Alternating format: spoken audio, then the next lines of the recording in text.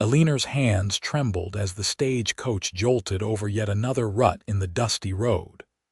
Through the small window, she caught glimpses of the vast Montana landscape, so different from the crowded streets of Boston she'd left behind. The bruises on her wrists, hidden beneath her sleeves, throbbed with each bump, painful reminders of why she'd agreed to marry a stranger in a place called Winnetka. The year was 1876, and like many women with few prospects, Eleanor Phoebe Walsh had answered an advertisement for a mail-order bride. The man who had placed it, Samuel Montgomery, had written such beautiful letters, describing his cattle ranch and promising a good life.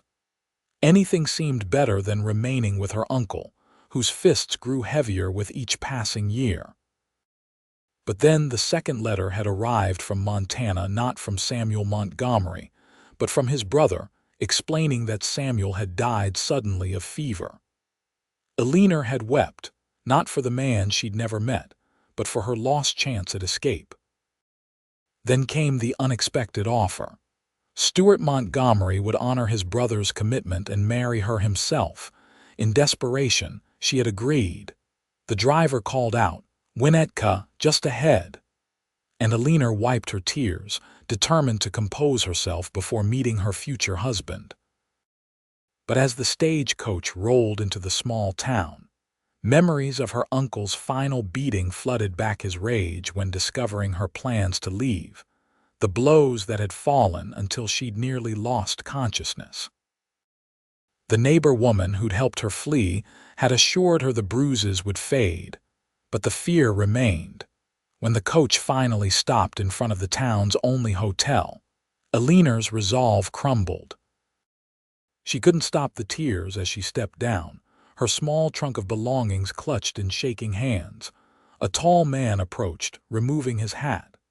His eyes, the color of a summer sky, widened at the sight of her tear-stained face. "Miss Walsh?" he asked, his voice deep but gentle. "I'm Stuart Montgomery." Eleanor could only nod, unable to speak through her tears. The man stepped closer, taking her trunk with one hand while the other hovered near her arm, not touching, as if he sensed her fear of contact. "What happened to you?" he asked quietly, his gaze taking in the fading bruise at her temple that her bonnet couldn't quite hide. "My uncle," she whispered. "He didn't want me to leave." Stuart Montgomery's expression hardened, but his voice remained soft. "No one will ever hurt you again," he said. "Not while I'm breathing." It was a promise spoken to a stranger, yet something in his tone made Eleanor believe him. The main street of Winnetka, Montana, was nothing like Eleanor had imagined. A single dusty road lined with wooden buildings, most looking hastily constructed. Men in dusty clothes and wide-brimmed hats turned to stare as Stuart led her toward a wagon parked near the general store. "Town small," he said, noticing her wide-eyed gaze. "Just got our own post office last year. Ranch is about 5 miles out." Eleanor nodded, struggling to find her voice. "Your brother," he described it in his letters. Stuart's face shadowed at the mention of Samuel. "Sam was always better with words than me." He helped her onto the wagon seat with careful hands that never lingered. "I'm sorry about my brother. Fever took him quick." "I'm sorry too," Eleanor said softly. "I never met him, but his letters were kind." Stuart climbed up beside her, leaving a respectful distance between them. "Miss Walsh, I want you to understand something before we go any further. I made an offer to honor my brother's agreement, but I won't hold you to it if you've changed your mind." His hands tightened on the reins. "Winnetka's not much, but there are decent families who'd take you in until you decide what you want." Eleanor studied him in the late afternoon light. Stuart Montgomery was not what she had expected. Taller than his brother had described himself, with shoulders broadened by hard work. His face was weathered by sun and wind, but his eyes held a gentleness that gave her courage. "Mr. Montgomery," she said carefully, "I came here to start a new life. Unless you're the one reconsidering, a small smile touched his lips. No, madam, just making sure you know you have choices. Then I choose to honor our arrangement, Eleanor said, more firmly than she felt.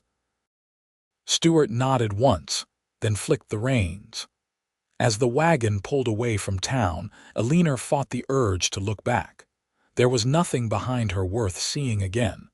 The Montgomery ranch appeared just as the sun began to set, painting the sky in brilliant oranges and purples. A modest two-story house stood surrounded by outbuildings and corrals, nothing grand but solid and well-maintained. "It's not much," Stuart said, misinterpreting her silence. Samuel had plans to expand the house, but "It's lovely," Eleanor said honestly. After her uncle's cramped apartment above his tailor shop, the open space and sturdy home seemed palatial. A gray-haired woman emerged from the house as they approached, wiping her hands on her apron. "Mrs. Donovan," Stuart called. "This is Miss Walsh." The woman's kind face broke into a smile. "About time you arrived, dear. I've kept supper warm." She approached the wagon as Stuart helped Eleanor down. "Merciful heavens, child, you look exhausted." "Mrs. Donovan keeps house for us," Stuart explained. "Lives in town but stays here most days." "And I'll be staying tonight to help you settle in," Mrs. Donovan added, giving Stuart a meaningful look. "Made up the guest room for you, Miss Walsh." Eleanor felt a rush of gratitude. She hadn't considered the propriety of arriving unmarried to a man's home. "Thank you," she whispered. "Wedding can wait until you're ready," Stuart said quietly, lifting her trunk. "No rush." Inside, the house was simple but comfortable, with sturdy furniture and a few touches that spoke of a woman's hand in the past. A portrait above the fireplace showed a smiling couple, Stuart's parents, she guessed. "My brother and I were born in this house," Stuart said, following her gaze. "Parents passed within a year of each other about 5 years back." Mrs. Donovan bustled around, serving a hearty meal of beef stew and fresh bread. Eleanor found herself unable to eat much, her stomach tight with anxiety. "You'll feel better after a good night's sleep," Mrs. Donovan assured her. "Everything looks brighter in the morning." That night, in the small but clean guest room, Eleanor finally let herself believe she might be safe. Outside her window, the vast Montana sky glittered with more stars than she'd ever seen in Boston. The house was quiet except for occasional creaks as it settled. She thought of Stuart Montgomery's promise, "No one will ever hurt you again." It was too soon to trust in such words, but for the first time in years, Eleanor slept without fear. Morning arrived with golden sunlight streaming through the window and the smell of coffee and bacon. Eleanor dressed quickly in one of her 3 dresses, choosing the blue calico that best hid the fading bruises on her arms. Downstairs, she found Stuart at the kitchen table, already dressed for ranch work in a faded shirt and denim pants. He stood when she entered. "Morning," he said. "Sleep well?" "Yes, thank you." It wasn't entirely a lie. She'd slept better than she had in years. "Mrs. Donovan's gone to gather eggs," he explained, gesturing to the coffee pot. "Help yourself." As Eleanor poured coffee with slightly trembling hands, Stuart cleared his throat. "Miss Walsh, there's something we should discuss." His tone was serious but gentle. "My brother's letters. I don't know what he promised you, but you should know the truth about this place." Eleanor sat across from him, clutching her coffee cup. "What truth is that, Mr. Montgomery?" "That it's hard work and lonely sometimes." His eyes held hers steadily. "We're doing all right, the cattle bring decent money, and we've got the most reliable water source in the county, but we're not rich.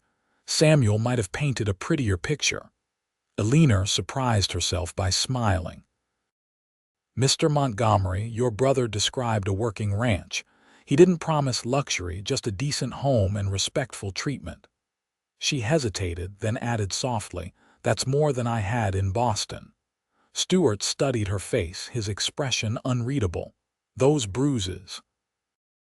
They're not just from your uncle sending you off, are they? Eleanor's smile faded.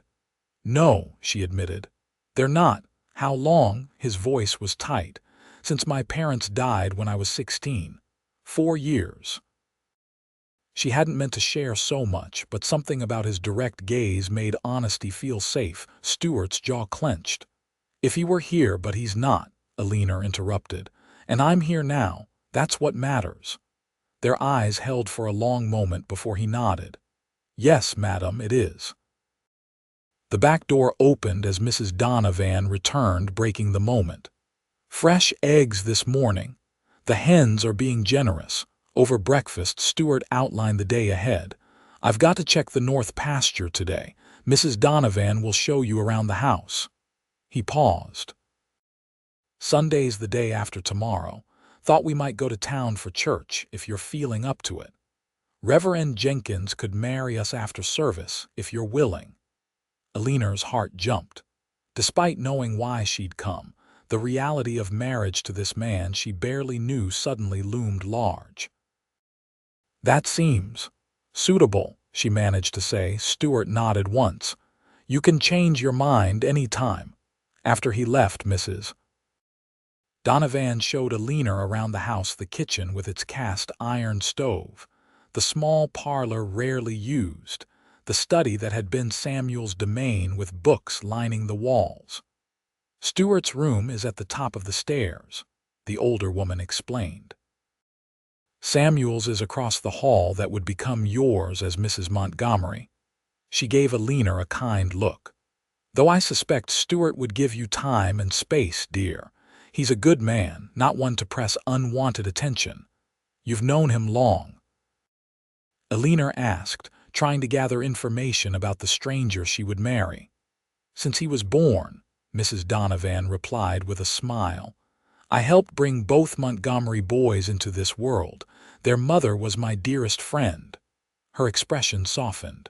Stuart was always the quiet one. Samuel had the charm and easy words, but Stuart, he's solid. The kind who does what needs doing without fuss. The housekeeper's words were reassuring, but as they continued the tour, Eleanor noticed something odd. While the house was clean and well kept, there were almost no feminine touches. No embroidered pillows, no vases for flowers, none of the small decorative items that usually marked a woman's presence. Mr. Montgomery mentioned his parents passed away, Eleanor said carefully. His mother didn't leave many of her things behind.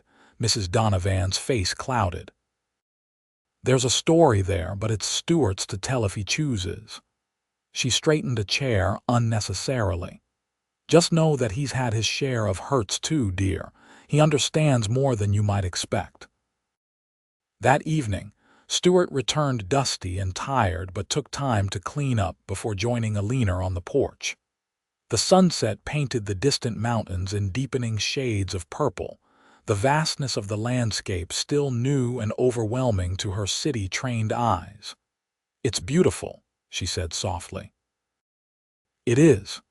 Stuart settled into the chair beside her, careful to leave space between them. Different from Boston, I imagine, in every way possible. Eleanor watched a hawk circle lazily in the distance. I never saw this much sky before. They sat in comfortable silence until darkness began to fall. Finally, Stuart spoke. Mrs. Donovan told me she showed you Samuel's room. It's yours now, whether we marry or not. I had his things packed away. Thank you, Eleanor said, though I am still planning on Sunday if you are. Stuart turned to look at her, his expression serious in the fading light. Miss Walsh, Eleanor, if I may, I want to be clear about something. Marriage out here is a practical arrangement as much as anything. I need help running this place, and you need security. He chose the word carefully. But I don't expect. That is, I won't demand. Even in the dimness, Eleanor could see his discomfort and realized what he was trying to say. Mr. Montgomery, are you telling me you don't intend to claim your husbandly rights? Stuart's jaw tightened. I'm saying I won't take what isn't freely given. We hardly know each other." A weight Eleanor hadn't realized she was carrying seemed to lift from her shoulders. Her uncle's final threats before she fled had included crude descriptions of what awaited her as a mail-order bride. "Thank you," she whispered, "for your consideration." "It's not consideration, it's decency," he replied firmly, then stood. "It's getting cool. We should head in." That night, in Samuel's room that was now hers, Eleanor found herself examining the few possessions she'd brought. Among them was a small daguerreotype of her parents, taken just before the illness that claimed them both. She wondered what they would think of her situation of Stuart Montgomery and his promise of safety. She found herself hoping they would approve. Sunday arrived with clear skies and mild weather. Eleanor wore her best dress, a dark green that Mrs. Donovan had helped alter to better fit her slender frame. Standing before the small mirror in her room, she barely recognized herself. The bruises had faded enough to be concealed with careful styling of her hair, and 2 good meals a day had already begun to fill out her 2 thin cheeks. When she descended the stairs, Stuart waited in the parlor, dressed in a crisp white shirt and dark suit that transformed him from rancher to gentleman. He stared at her for a moment before remembering himself. "You look beautiful," he said simply. "Thank you." Eleanor felt a blush warm her cheeks. "You look very handsome as well." Mrs. Donovan appeared from the kitchen, beaming at them both. "Don't you make a fine pair? The whole town will be talking." The ride to Winnetka was quiet, each lost in their own thoughts. The town looked different in the bright morning light, still small, but with people in their Sunday best walking toward the white clapboard church at the end of the main street. Stuart helped Eleanor from the wagon with careful hands. "Ready," she nodded, though her heart hammered in her chest. Entering the church, Eleanor felt the weight of curious stares. Stuart guided her with a light touch at her elbow, nodding to people as they made their way to a pew near the middle. "That's Stuart Montgomery's mail-order bride," she heard someone whisper. "Poor Samuel, barely cold in his grave," another voice murmured. Stuart's jaw tightened, but he said nothing, simply settling beside her with protective closeness. Reverend Jenkins, a thin man with kind eyes, welcomed the congregation and made special mention of Mr. Montgomery and his guest, Miss Walsh from Boston. More eyes turned their way, some curious, some sympathetic, a few openly disapproving. Eleanor focused on the service, finding comfort in the familiar hymns and prayers. When it ended, Stuart leaned close. "We can leave if you want," he whispered. "Come back another day for the wedding." Eleanor squared her shoulders. "No, I'd like to get it done if you're willing." Something like admiration flickered in his eyes. "You're braver than you know," he said softly, then stood to approach the reverend. Most of the congregation lingered, clearly interested in witnessing the hasty marriage. Eleanor felt exposed under their scrutiny, but Stuart's solid presence beside her provided unexpected comfort. The ceremony was brief and straightforward. They exchanged simple vows, Stuart's voice steady as he promised to cherish and protect. When the Reverend pronounced them husband and wife, Stuart hesitated for only a moment before leaning down to place a chaste kiss on her lips, their first touch of such intimacy. His lips were warm and surprisingly soft, the kiss gentle and over quickly. Yet Eleanor felt a strange flutter in her chest that had nothing to do with anxiety. "Mrs. Montgomery," he said quietly, offering his arm. Eleanor took it, suddenly a wife at 20 years of age to a man she'd known for all of 3 days. Outside the church, several townspeople approached to offer congratulations, some more sincere than others. Eleanor was introduced to so many people that their names and faces blurred together. She noticed the women particularly studied her, their gazes assessing. "Don't mind them," a voice said at her elbow. Eleanor turned to find a young woman with bright copper hair and a friendly smile. "They're just curious because you're new and Stuart Montgomery finally took a wife." "I'm sorry, we haven't been introduced," Eleanor said, grateful for the friendly face. "I'm Olivia Reed, the schoolteacher," the woman replied. "And don't worry, the gossip will die down once someone else does something interesting." Stuart appeared at Eleanor's side. "Miss Reed," he nodded politely, "I see you've met my wife." "Just introducing myself," Olivia smiled. "Someone should make her feel welcome." "We appreciate it," Stuart said, then turned to Eleanor. "Ready to head back to the ranch?" Eleanor nodded, feeling overwhelmed by all the new faces and the weight of the gold band now encircling her finger. As they drove home, now husband and wife, Stuart broke the silence. "I'm sorry about the stares and whispers. Small towns run on gossip." "It's all right," Eleanor said. "Miss Reed was kind. Olivia's a good sort. Came out from Philadelphia last year to teach." He glanced at her. "Might be nice for you to have a friend closer to your age." The thought was appealing. Eleanor had left no friends behind in Boston. Her uncle had made sure of that, isolating her with his rules and suspicions. "I'd like that," she said. Back at the ranch, her home now, she reminded herself Mrs. Donovan had prepared a special dinner to celebrate their marriage. The older woman had decorated the rarely used dining room with wildflowers and brought out the good china that had belonged to Stuart's mother. "Every marriage deserves a proper celebration," she declared, serving roast chicken and potatoes with flourish. "After dinner, Mrs." Donovan prepared to leave, gathering her things to return to town. At the door, she hugged Eleanor warmly. "You'll do just fine," she whispered. "He's a good man." When the door closed behind her, Eleanor and Stuart stood awkwardly in the entryway, suddenly alone as husband and wife. "I should check on the horses," Stuart said finally. Eleanor nodded, relieved and disappointed at once. "Of course." While he was gone, she changed into her nightgown and wrapper, then sat at the small desk in her room to write in the journal she'd started on her journey west. The simple act of recording her thoughts calmed her nerves.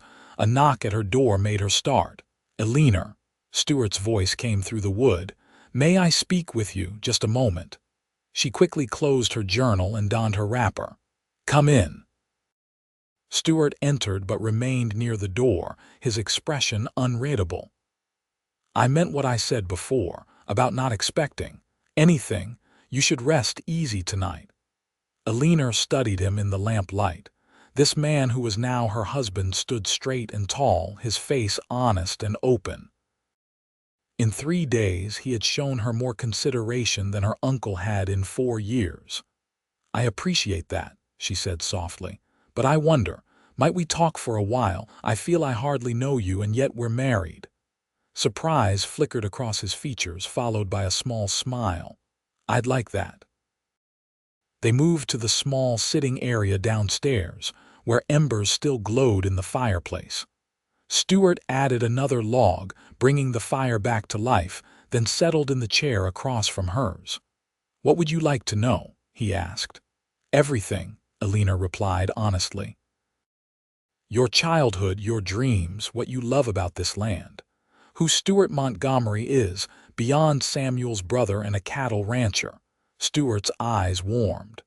"That might take more than one evening." "We have time," Eleanor said, surprising herself with how much she meant it. So Stuart talked, hesitantly at first, then with more ease as the fire crackled between them. He told her about growing up on the ranch, about his father teaching him and Samuel to ride before they could properly walk. About his mother's love of books, which Samuel had inherited, while Stuart preferred the open air and physical work. "Samuel was always the dreamer," he said with fond remembrance. "Had plans to turn this place into the biggest ranch in the territory. I was content with what we had." "And your parents?" Eleanor asked gently. Mrs. Donovan mentioned they passed 5 years ago. Stuart's expression shuddered slightly. Pa went first. Heart gave out while he was mending fence. Ma, she just seemed to fade after that, didn't want to go on without him. The pain in his voice spoke of a deep love between his parents, something Eleanor had witnessed in her own before losing them. They loved each other very much, she said softly. 28 years married, and he still brought her wildflowers every spring. Stuart stared into the fire. Never saw them exchange a harsh word. Eleanor hesitated, then asked the question that had been puzzling her. But there's so little of your mother in the house, no personal items. Stuart's jaw tightened. That's another story, one I'm not proud of. You don't have to tell me, Eleanor said quickly. No, you should know. He met her eyes directly. After Ma died, Samuel and we didn't handle it well. Samuel threw himself into expansion plans, working himself half to death, and He paused. I couldn't bear to see her things. Packed everything away in the attic. Said it was too painful, but really, I was just running from the grief. The admission clearly cost him, his hands gripping the arms of his chair tightly. Grief makes us do strange things, Eleanor offered. After my parents died, I couldn't bear to look at their portrait for almost a year. Stuart nodded slowly.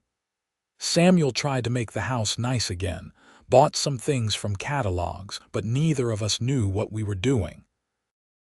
Then he started writing to you, and he had all these plans for fixing up the place before you arrived.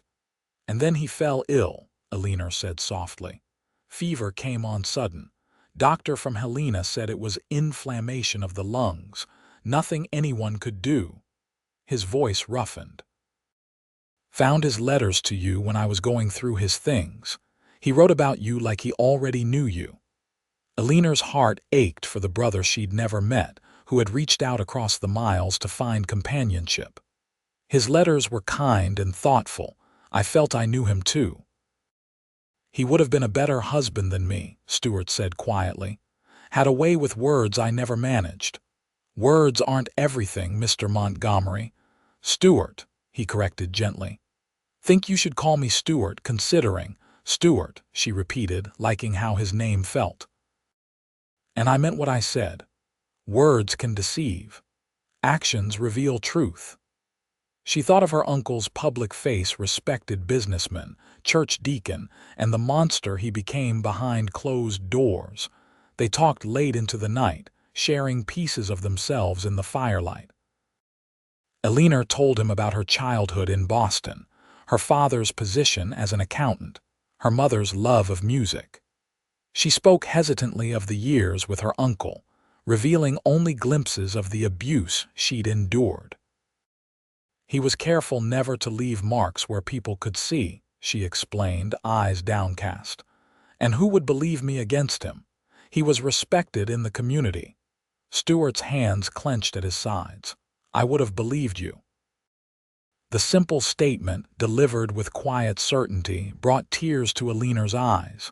It's late, Stuart said finally, noticing her fatigue.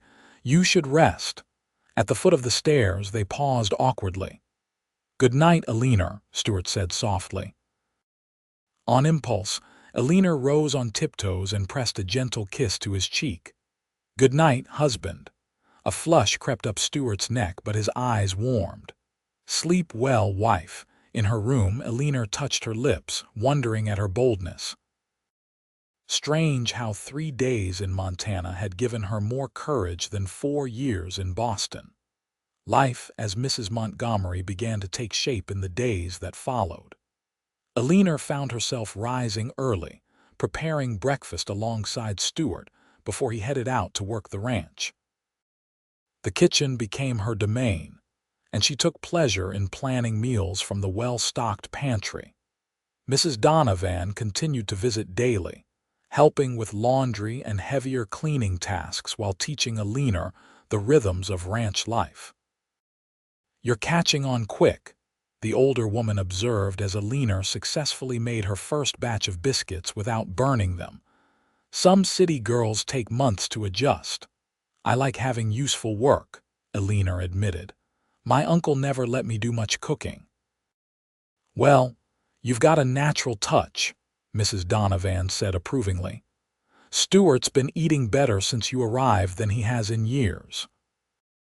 Each evening, Stuart returned tired but took time to tell Eleanor about his day, the new calf born in the south pasture, the fence that needed mending, the plans for the upcoming cattle drive. She found herself looking forward to these quiet conversations, to the way his face relaxed as he spoke about the land he clearly loved. At night, they parted at the top of the stairs, each to their separate rooms. Stuart never pressed for more, though Eleanor sometimes caught him watching her with an expression that made her heart beat faster. A week after their wedding, Eleanor decided to tackle the dusty attic where Stuart had stored his mother's belongings. She mentioned her plan at breakfast. You don't have to do that, Stuart said, looking uncomfortable. It's not your responsibility. I'd like to, Eleanor replied carefully. This is my home now. I should know what's here. Stuart studied her face, then nodded once. I'll help you if you'd like. Together they climbed the narrow attic stairs that afternoon. The space under the eaves was cluttered with trunks and boxes, cobwebs hanging in the corners. Haven't been up here in years, Stuart admitted, ducking to avoid a low beam. Eleanor moved to a large trunk with the initials EMM carved into the lid. Your mother's, Elizabeth Margaret Montgomery, Stuart confirmed. That one has her personal things. With reverent hands, Eleanor opened the trunk. Inside lay the carefully folded remnants of a life, embroidered linens, a silver-backed hairbrush, books with pressed flowers marking pages, a wedding portrait showing a handsome young couple. She was beautiful, Eleanor said softly, touching the edge of the photograph. You favor her a bit, Stuart said, his voice rough with emotion. Something about the eyes. Eleanor looked up in surprise, touched by the comparison. I'd be honored to resemble her in any way. They spent hours in the attic, Stuart sharing stories as they uncovered his mother's treasures. Eleanor set aside items she thought might find a place downstairs, the portrait, certainly, and some of the handmade quilts and embroidered pillows. The house should have something of her in it, Eleanor said. If you're comfortable with that. Stuart's hand covered hers briefly. I'd like that very much. That evening they hung Elizabeth Montgomery's portrait in the parlor, beside the one of both parents. Stuart stood back, hands in his pockets, studying the image of his mother. Thank you, he said simply. Should have done this years ago. Eleanor placed a hand lightly on his arm. Sometimes we need someone else to help us face the things that hurt. His eyes met hers, something unspoken passing between them. For a moment, Eleanor thought he might kiss her, but he only covered her hand with his own. You're good for this place, he said softly. And for me. Over the next few weeks, the house slowly transformed. Eleanor brought down more of Elizabeth's belongings, incorporating them with care. Fresh curtains went up in the parlor, embroidered pillows appeared on the sofa, and vases of wildflowers graced tables throughout the house. Stuart noticed every change, often pausing to touch items with a gentle reverence. Ma would have liked you, he said one evening. She always said this place needed a woman's touch. I wish I could have met her, Eleanor replied honestly. Their evenings continued to be spent in conversation, learning each other's histories and habits. Eleanor discovered Stuart's dry sense of humor, his patience with the animals, his quiet intelligence. In turn, she shared her love of reading, her skill with needle and thread, her dreams of someday having a garden like her mother's. As they grew more comfortable with each other, small touches became natural, a hand at the small of her back, as Stuart guided her through a doorway, their fingers brushing as they passed the salt at dinner, Eleanor straightening his collar before Sunday services. Each touch lingered a little longer than the last, Each glance held a moment more. One evening in late April, nearly a month after Eleanor's arrival, Stuart returned from town with news. "Doc Miller's wife is hosting a social on Saturday," he said as they sat on the porch watching the sunset. "Thought you might like to go. Meet more people." Eleanor felt a flutter of nervousness. She'd been to town for church services, but a social gathering seemed more intimidating. "Do you think they'll accept me?" Stuart's expression softened. "Anyone who doesn't isn't worth knowing." He hesitated. "Olivia Reed asked after you specifically, said she hopes you'll come." The mention of the friendly schoolteacher decided her. "I'd like that," Eleanor said, "though I don't have anything suitable to wear for a party." "We could ride into Helena tomorrow," Stuart suggested. "It's a longer trip, but they have proper shops. Could make a day of it." The idea of a day spent with Stuart, away from the ranch and daily chores, appealed enormously. "Are you sure you can spare the time? Ranch won't fall apart in a day," he said with a small smile. "Besides, my wife deserves nice things." Eleanor felt a warm glow at his words. Wife. The title still felt new but increasingly right. Helena proved to be a revelation after tiny Winnetka. The territorial capital boasted proper streets, substantial buildings, and most importantly to Eleanor, several dressmakers and shops carrying ready-made clothing. Stuart proved a patient companion, waiting outside fitting rooms and offering genuine opinions when asked. When Eleanor hesitated over the price of a lovely blue dress that brought out her eyes, Stuart insisted. "You work hard at the ranch," he said firmly. "You've earned this and more." They ate lunch at a small restaurant, where Stuart surprised Eleanor by ordering wine with their meal. "To celebrate," he explained, "our first trip to the city together." The wine loosened their reserve, and they talked and laughed more freely than ever before.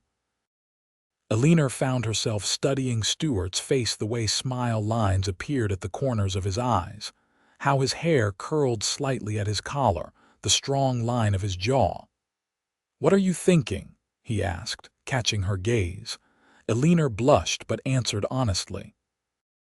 "That you're very handsome, and I'm lucky to have found you." Stuart's eyes widened in surprise before warming. "I'm the lucky one," he said softly. On the ride home, sitting close on the wagon seat with her packages secured behind them, Eleanor felt a contentment she'd never expected to find. The vast Montana landscape spread around them, golden in the late afternoon light, and beside her sat a man who had kept his promise. No one had hurt her under his protection. "Thank you for today," she said as the ranch came into view. "I can't remember the last time I enjoyed myself so much." Stuart glanced at her, his expression open and warm. "We should do it more often." That night, at the top of the stairs, their customary parting felt different.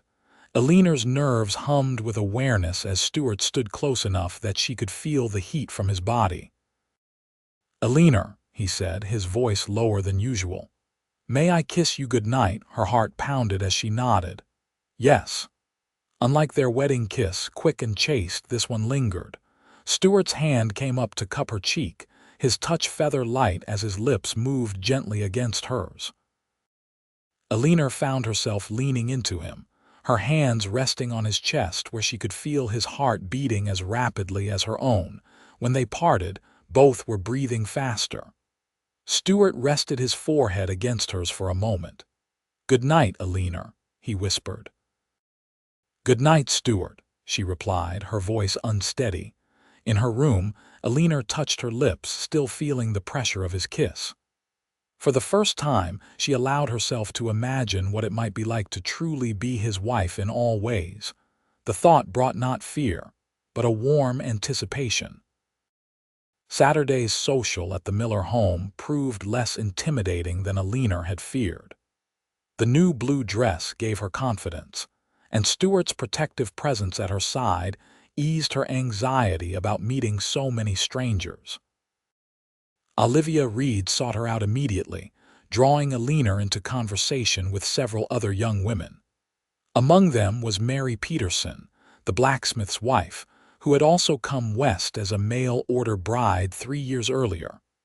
"It's hard at first," Mary confided when they had a moment alone. "Being so far from everything familiar, but Montana grows on you." "It already has," Eleanor admitted. "I never expected to feel at home so quickly." "Stuart Montgomery's a good man," Mary said, watching as he conversed with the doctor across the room. "Half the unmarried women in the county were heartbroken when Samuel started writing to you instead of them." Eleanor blinked in surprise. "Really?" Mary nodded. "The Montgomerys have one of the best ranches around, and were both handsome and decent. Quite the catch." She gave Eleanor a friendly smile. "You landed the better brother if you ask me. Samuel was charming, but Stuart's the one everyone counts on when trouble comes." The evening progressed pleasantly, with dancing to music provided by a fiddler and piano player. Stuart proved to be a capable if not graceful dancer, holding Eleanor with careful respect as they moved around the floor. "You're doing wonderfully," he murmured as they navigated a waltz. "Everyone likes you." Eleanor smiled up at him.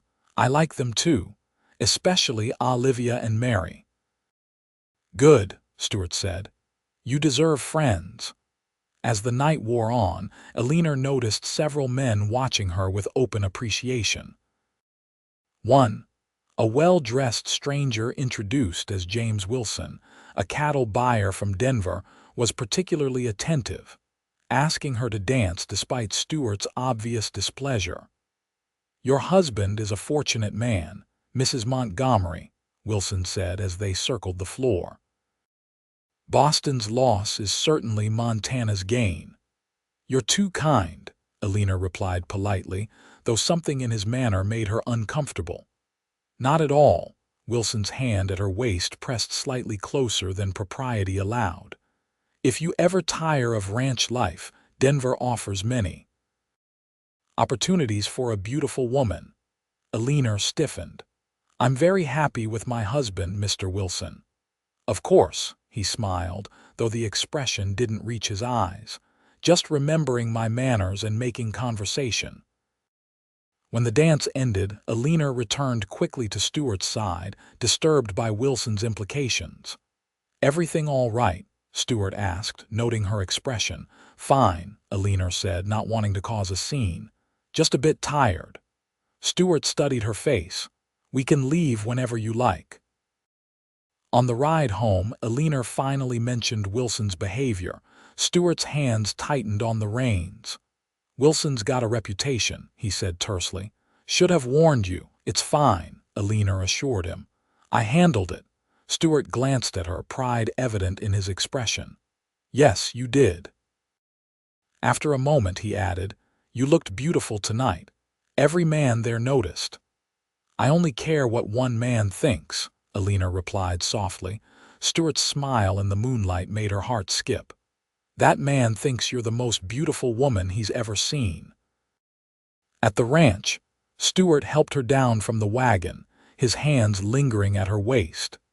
In the silver moonlight, his eyes held a question as they searched her face.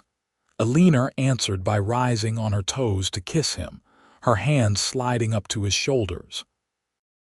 Stuart responded immediately, drawing her closer as the kiss deepened. His arms encircled her waist, strong but gentle, holding her as if she were precious. When they finally parted, both were breathless. Stuart tucked a strand of hair behind her ear, his touch sending shivers down her spine. "Eleanor," he said, his voice rough. "I don't want to rush you. You haven't," she assured him, feeling braver than she ever had. "It's been nearly a month, Stuart. I know you now. I trust you." The simple statement clearly moved him. "Are you sure?" In answer, Eleanor took his hand and led him toward the house. At the foot of the stairs, she turned to face him. "I want to be your wife," she said softly. "In every way." Stuart's expression was one of wonder and desire as he followed her up the stairs, not to her room but to his. Inside, the large room was simply furnished but comfortable, with a quilt-covered bed that suddenly seemed the center of the universe.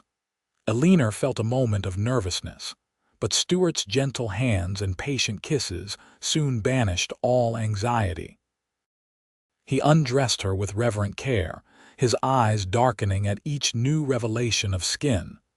When she stood before him in only her thin chemise, he stepped back. "You are so beautiful," he whispered. "I want to remember this moment forever." Eleanor helped him remove his own clothing, her fingers trembling slightly as she unbuttoned his shirt. The sight of his bare chest, muscled from years of ranch work, made her breath catch.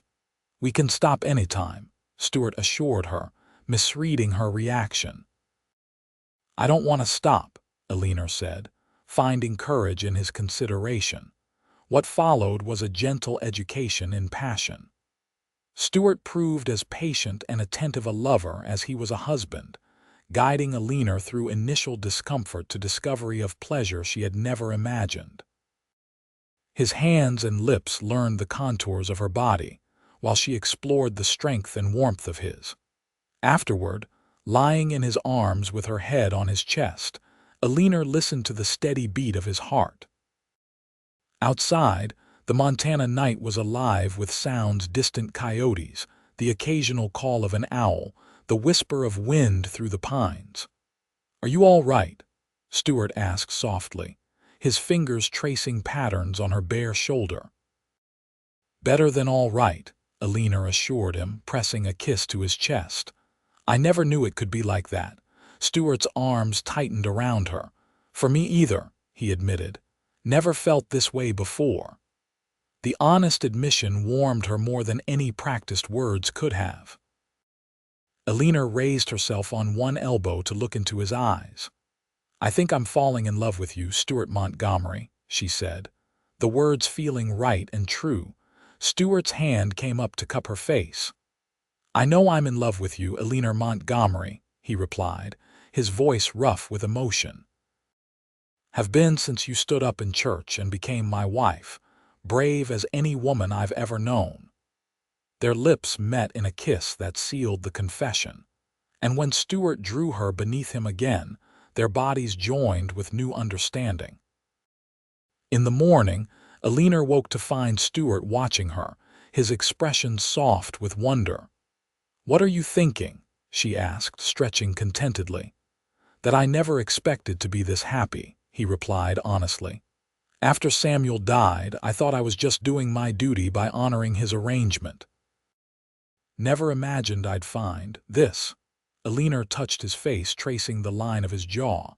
"I came here expecting safety, found love instead." "You have both," Stuart promised, catching her hand to kiss her palm. "Always." The days that followed were filled with a new harmony. They still had their separate responsibilities, Stuart with the ranch work, Eleanor with the house. But now they came together each night, learning each other's bodies with growing confidence. In early June, Stuart announced that he needed to make a trip to Fort Benton to arrange for selling part of the herd. "It's a 3-day journey each way," he explained over dinner. "First time I've had to leave since you arrived." Eleanor felt a pang at the thought of his absence. "When do you need to go?" "End of next week," Stuart said. "I've asked Tom Jenkins to check on you daily, and Mrs. Donovan can stay over if you'd like." "I'll be fine," Eleanor assured him, though the prospect of 6 nights alone made her uneasy. "The house is secure and I'm not helpless." Stuart's expression softened. "No, you're certainly not that." He reached across the table to take her hand. "Still, I don't like leaving you. You'll just have to make it up to me when you return," Eleanor said with a small smile. Stuart's eyes darkened with promise. "Count on it." The morning of his departure arrived too soon. Eleanor rose early to prepare a hearty breakfast, packing extra food for his journey. At the door, Stuart held her tightly. "6 days," he said, pressing a kiss to her forehead. "No more." "I'll be counting," Eleanor replied, rising on tiptoes to kiss him properly. Watching him ride away, Eleanor felt the emptiness of the house acutely. She filled her days with tasks she'd been meaning to tackle: inventorying the pantry, organizing the linen closet, mending Stuart's shirts. Mrs. Donovan visited daily as promised, and Tom Jenkins, Stuart's foreman, checked the property each evening. On the fourth day, Eleanor rode into town with Mrs. Donovan for supplies and to mail a letter to her old neighbor in Boston, the only person from her previous life she wished to maintain contact with. At the general store, she encountered Olivia Reid, who invited her to dinner that evening. "No sense sitting alone at the ranch," the teacher insisted. "I've got a new book from back east I think you'd enjoy." Eleanor gratefully accepted, glad for the distraction of company. The evening with Olivia proved delightful, with good food and better conversation lasting late into the night. "You should stay over," Olivia suggested as darkness fell.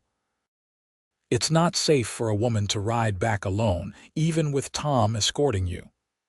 "I'd hate to impose," Eleanor began. "Nonsense," Olivia insisted.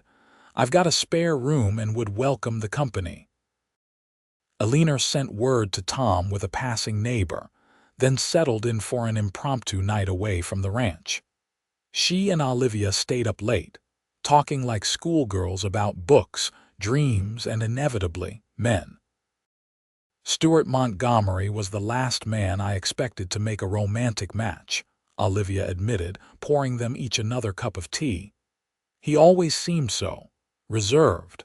Eleanor smiled, thinking of how different Stuart was in private. "He contains multitudes," she said simply. "I can see that now," Olivia said with a knowing smile. "The way he looks at you, it's something special." The next morning, Eleanor returned to the ranch, eager for Stuart's return the following day. As she approached the house, however, she noticed something amiss. The front door stood slightly ajar, though she was certain she'd locked it before leaving. Caution made her dismount at a distance, tying her horse to a fence post. Moving quietly, she approached the porch, wishing Stuart had left her a firearm. As she neared the door, she heard movement inside. Someone was definitely in the house. Eleanor considered her options. The nearest neighbor was 2 miles away, and Tom Jenkins wouldn't check on the property until evening. She could ride for help, but by then, the intruder might be gone along with any valuables. Taking a deep breath, she picked up a heavy stick from the woodpile and pushed the door open wider, prepared to flee if necessary. "Hello," she called, her voice stronger than she felt. "Who's there?" Footsteps sounded in the parlor, and to her shock, James Wilson stepped into view, smiling as if his presence were perfectly natural. "Mrs. Montgomery," he greeted her. "I was beginning to think you weren't coming back." Eleanor's grip tightened on the makeshift weapon. "Mr. Wilson, you're trespassing on private property." Wilson's smile didn't waver. "Just paying a friendly visit. Heard your husband was away on business." "That doesn't explain why you're inside my home uninvited," Eleanor said coldly. "I must ask you to leave immediately." Wilson stepped closer, his expression changing to something that made Eleanor's skin crawl. "Now, that's not very hospitable. I came all this way to see you." "Leave now, or I'll report this to the sheriff," Eleanor warned, raising the stick slightly. Wilson laughed. "Sheriff Barnes?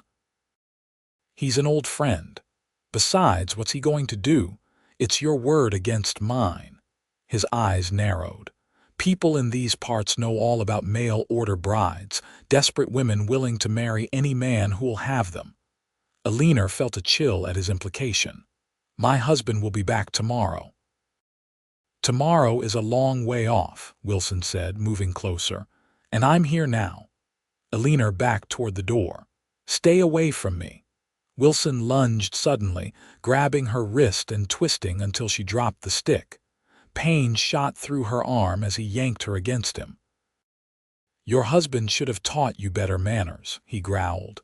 The words, so reminiscent of her uncle's, sparked something in Eleanor beyond fear. Rage bubbled up, hot and clarifying. She was not that frightened girl anymore, trapped and helpless.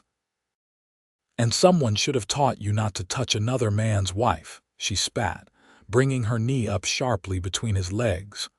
Wilson doubled over with a howl of pain, releasing her arm. Eleanor didn't hesitate. She grabbed the fallen stick and swung it hard, connecting with his shoulder. While he was still reeling, she ran for the door. But Wilson recovered quickly, lunging after her and catching her skirt. Eleanor stumbled, falling hard on the porch. Before she could rise, Wilson was on her, his weight pinning her down. "You'll pay for that," he snarled, his face contorted with rage. Eleanor fought wildly, scratching and kicking, but Wilson was stronger. His hand closed around her throat, cutting off her scream. "Nobody refuses me," he growled. "Especially not some mail order." The rest of his words were lost as a blur of motion knocked him sideways. Eleanor gasped for air, rolling away as Stuart Montgomery drove his fist into Wilson's face with a sickening crunch. "Stuart!" she cried. Wilson fought back, landing a blow that split Stuart's lip, but he was no match for the rancher's rage. Stuart struck him again and again, until Wilson lay bloody and semi-conscious on the porch. "If you ever come near my wife again," Stuart said, his voice deadly quiet, "I will kill you." "That's not a threat, it's a promise." Hauling Wilson to his feet, Stuart dragged him to his horse, which was tethered nearby. "Get out of my sight. If I see you in Winnetka again, you're a dead man." Wilson, spitting blood, glared but mounted unsteadily. "This isn't over, Montgomery." "Yes, it is," Stuart replied coldly. "Tom," Eleanor hadn't noticed Tom Jenkins riding up during the confrontation, but the foreman now stepped forward, rifle in hand. "Escort Mr. Wilson to the county line," Stuart instructed. "Make sure he keeps riding." As Tom and Wilson disappeared down the road, Stuart turned to Eleanor, his anger melting into concern. "Eleanor," he breathed, gathering her gently into his arms. "Are you hurt?" Eleanor pressed against him, shaking now that the danger had passed. "Just bruised, I think." She touched his split lip with trembling fingers. "You're back early. Finished my business faster than expected," Stuart said, his arms tightening around her. "Thank God I did." He pulled back to examine the red marks forming on her neck, his expression darkening. "I'll kill him if he ever comes back." "He won't," Eleanor said with certainty. "He's a coward at heart." Stuart led her inside, settling her on the sofa before fetching a damp cloth to clean the dirt from her hands and face. His touch was gentle, at odds with the fury still evident in his eyes. "I should never have left you," he said, voice rough with emotion. "This isn't your fault," Eleanor insisted. "And I'm all right, truly." She caught his hand, pressing it to her cheek. "You kept your promise. No one hurt me, at least not badly." Stuart knelt before her, his expression fierce. "No one ever will again," he vowed. "I swear it." That night, Stuart held her as if afraid she might disappear, his body curled protectively around hers. Eleanor slept fitfully, waking several times from dreams of Wilson's hands at her throat, only to find Stuart still watching over her, his eyes steady in the darkness. "I'm here," he would whisper each time. "You're safe." By morning, the bruises on her neck had darkened, drawing a pained look from Stuart when he saw them in the daylight. But Eleanor refused to let the incident dictate her life. "I won't be afraid in my own home," she declared over breakfast. "Wilson doesn't get to take that from me." Stuart's expression softened with pride. "You're the bravest woman I've ever known." Word of the confrontation spread quickly through Winnetka. Sheriff Barnes, contrary to Wilson's claims, arrived the next day to take statements, assuring them that Wilson would be arrested if he returned to the county. "Man's got a history," the sheriff admitted. "Should have warned you when he came to town." Visitors appeared at the ranch, first Olivia and Mrs. Donovan, then Mary Peterson and others, bringing food and concern. The support touched Eleanor deeply, confirming that she had found not just a husband but a community in Montana. As spring melted into summer, life at the Montgomery ranch settled into a pleasant rhythm. Eleanor's garden flourished under her care, providing fresh vegetables for their table. She joined Stuart for rides around the property, learning the boundaries of their land and the names of the cattle that provided their livelihood. In July, Stuart surprised her with a trip to Helena for Independence Day celebrations, booking rooms at the finest hotel and escorting her proudly to the various festivities. They watched fireworks from a hillside above the city. Eleanor nestled against Stuart's chest as colors exploded against the night sky. "Are you happy?" Stuart asked as they walked back to their hotel, arms linked. "Completely," Eleanor replied truthfully. "More than I ever thought possible." "Good," Stuart said simply, pressing a kiss to her temple. That night in their hotel room, their lovemaking held a new intensity. Afterward, as they lay tangled together, Eleanor traced patterns on Stuart's chest. "I have something to tell you," she said softly. Stuart propped himself up on one elbow, his expression curious. "What is it?" Eleanor took his hand and placed it on her still flat stomach. "We're going to have a baby." Stuart's eyes widened, a mix of shock and joy transforming his features. "A baby," he whispered. "You're sure?" Eleanor nodded, smiling at his reaction. "Mrs. Donovan confirmed it yesterday. She thinks it will arrive in early February." Stuart's face split into a grin so wide it must have hurt. "A baby," he repeated, his voice filled with wonder. Gently, reverently, he bent to press a kiss to her stomach. "Hello in there, little one." Tears sprang to Eleanor's eyes at the tenderness of the gesture. "You're happy." "Happy doesn't begin to cover it," Stuart said, gathering her close. Ecstatic, terrified, grateful, he kissed her deeply. "I love you, Eleanor Montgomery, more than I have words to say." "I love you too," she whispered against his lips. The months that followed were filled with preparations. Stuart insisted on hiring additional help for the ranch so Eleanor wouldn't need to strain herself with household duties. Mrs. Donovan practically moved in, determined to oversee Eleanor's health and the baby's arrival personally. "First babies are special," she declared. "And this one will be spoiled rotten, mark my words." Stuart spent every spare moment working on a nursery, converting a small room adjacent to their bedroom. He built a cradle with his own hands, the craftsmanship revealing a talent Eleanor hadn't known he possessed. "My father taught me," he explained when she admired the delicate carved details. "Said every man should know how to work wood as well as cattle." As Eleanor's body changed, Stuart's fascination and desire only seemed to grow. His hands would linger on the swell of her stomach, his expression one of perpetual amazement. "You're more beautiful every day," he told her often. Didn't think that was possible. In December, with snow blanketing the ranch and Eleanor's due date drawing nearer, Stuart invited their friends for a Christmas gathering, the first real party the Montgomery home had hosted in years.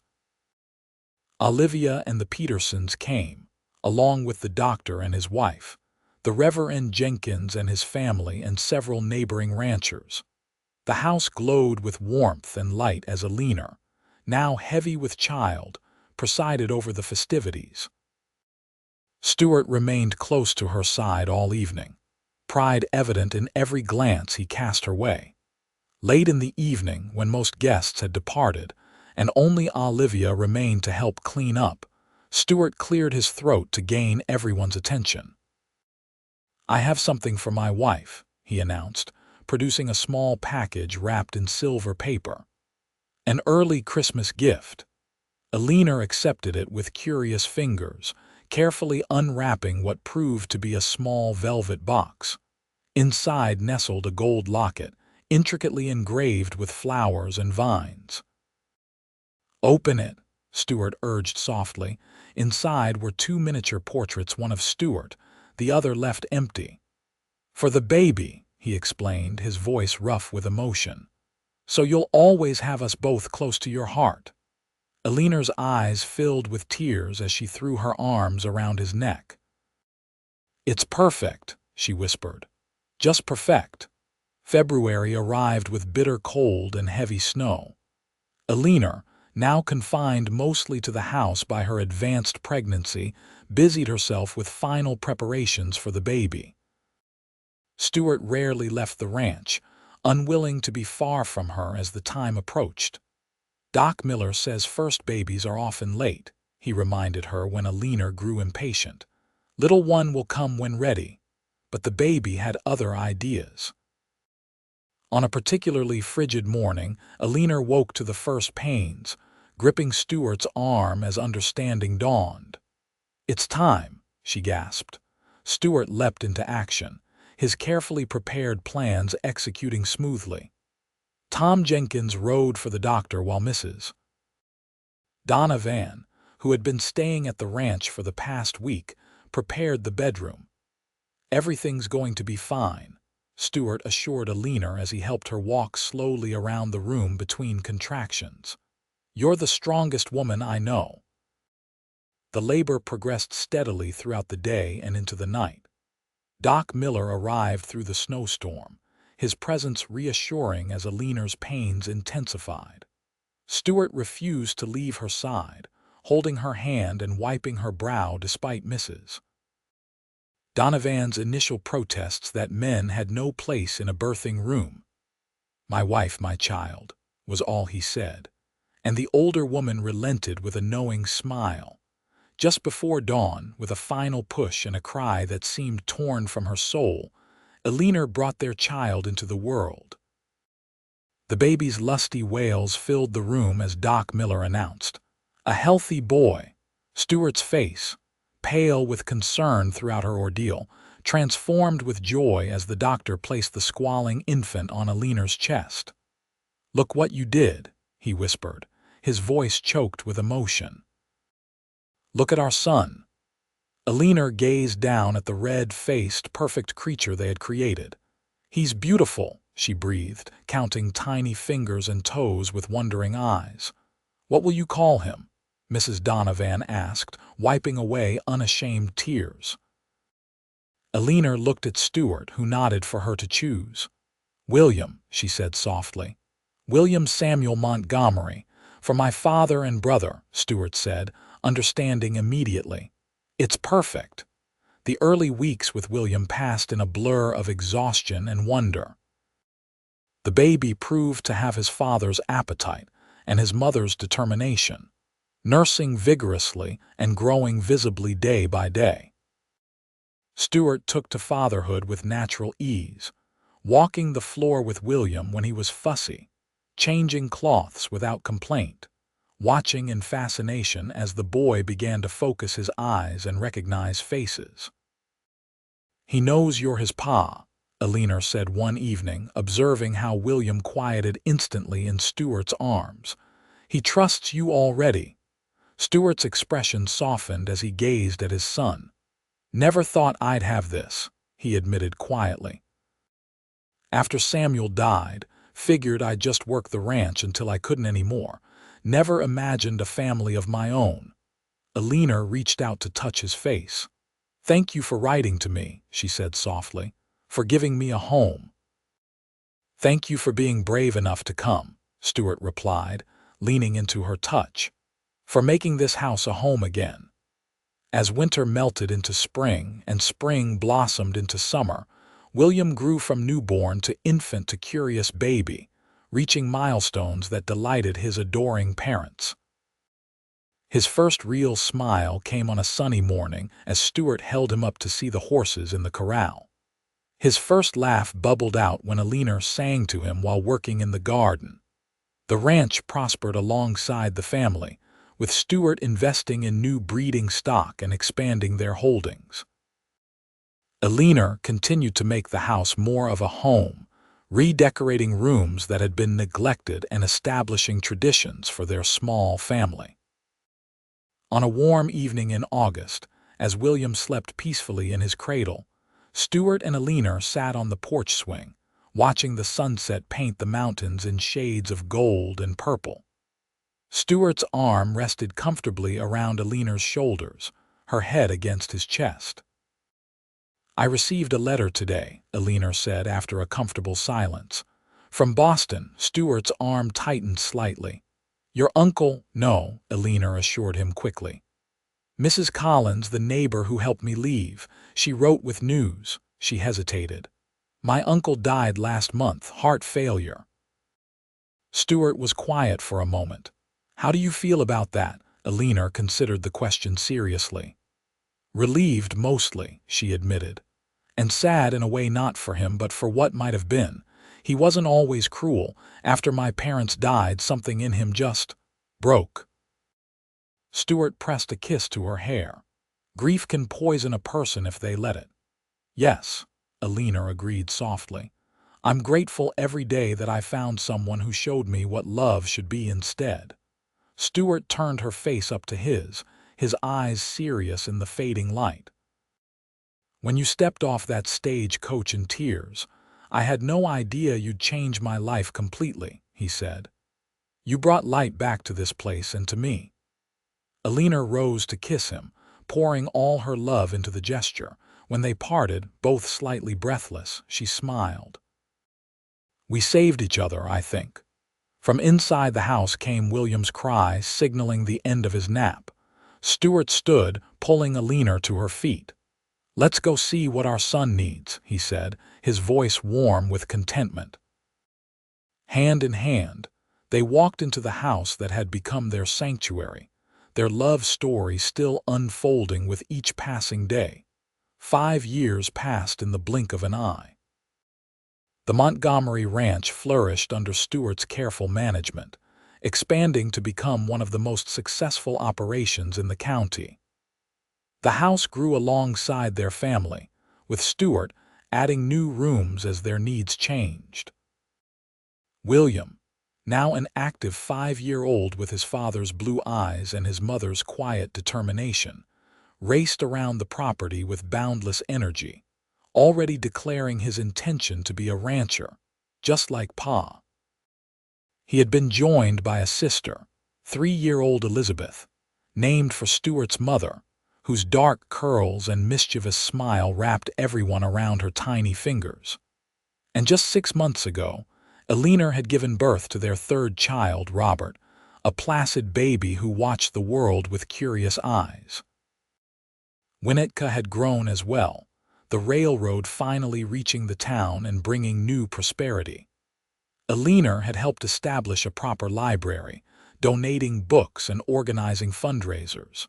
Stuart served on the town council, his steady judgment respected by all. On a golden autumn afternoon, as the family gathered on the expanded porch to watch the sunset, a Montgomery tradition now, Eleanor looked around at the life they had built together. Stuart sat beside her, Robert sleeping contentedly in his arms. William and Elizabeth chased fireflies in the yard, their laughter carrying on the evening breeze. The house behind them glowed with lamplight, welcoming and secure. "Penny for your thoughts," Stuart said, noticing her contemplative expression. "I was just thinking about that first day," Eleanor replied softly. "How scared I was stepping off that stagecoach, how you promised no one would ever hurt me again." Stuart smiled, the same smile that still made her heart skip after all these years. "Best promise I ever made," he said. "Easiest to keep, too." Eleanor leaned against his shoulder, contentment washing over her. "I love you, Stuart Montgomery," she said simply. "More today than yesterday and not as much as tomorrow." Stuart pressed a kiss to her temple, his arm tightening around her. "And I love you, Eleanor Montgomery, from the moment you arrived in tears until my last breath and beyond." As the sun slipped behind the mountains, painting the sky in breathtaking colors, Eleanor thought of all the sunsets they had shared and all those yet to come. The girl who had arrived in Montana broken and afraid had found healing, purpose, and a love beyond anything she could have imagined. In Stuart's arms, with their children nearby and their home surrounding them, Eleanor knew with absolute certainty that she had found exactly where she belonged.